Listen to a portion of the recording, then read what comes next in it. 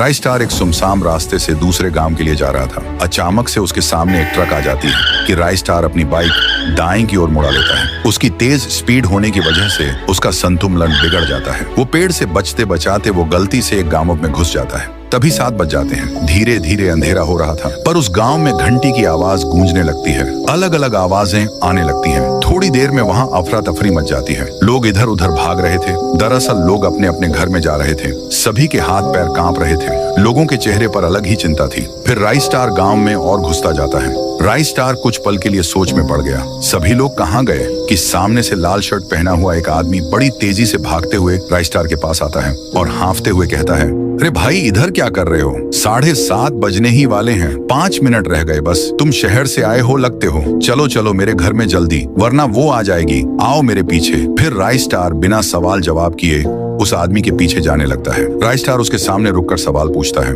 अरे भाई, ये यहाँ पर क्या हो रहा है? तुम मुझे 7:30 बजे से पहले अपने घर में क्यों लेकर आए? और ये अजीब सी घंटी की आवाज क्यों गूंज रही है? आदमी कहता है, अरे मैं पागलों जैसी बात नहीं कर रहा हूँ। इसका सच जानकर तुम्हारे रोंगटे खड़े हो जाएंगे। इस गांव में रोज 7:30 बजे एक चुड़ैल आती है जो कि लोगों को मार के उस पेड़ में लेकर जाती है। बात हो ही रही थी उसी सूखे पेड़ की जहाँ राइस स्टार ने अपनी बाइक रोकी थी। तभी अचानक से उस पेड़ में से वही चुड़ैल निकलती है जिसके बारे में वह आदमी बता रहा था। राइस स्टार उस चुड़ैल को देखकर दंग रह गया। बस फिर क्या था, वो चुड़ैल उन दोनों को देखकर उनके पास आने लगती है। वह उनके पास आके कहती है, राइस स्टार, ओ राइस स्टार, जरा बाहर तो आना। मैं तुम्हारी बहन जैसी हूँ ना, मुझसे डरो मत। आओ बाहर। 1 मिनट, तुम्हें मेरा नाम कैसे पता है? मैं तो तुमसे पहली बार ही मिला हूँ। अरे इसके मुंह मत लगो, इसको सारे लोगों के नाम पता है। ये खतरनाक भूतनी है। इतना कहते ही वो चुड़ैल वहाँ से तेजी से जाने लगी और वहीं पास के दूसरे पेड़ के पास जाकर रुक गई। फिर राइस स्टार सवाल पूछता है, मुझे एक बात बताओ, ये भूतनी लोगों को क्यों मारती है और ये पेड़ में आई कैसे?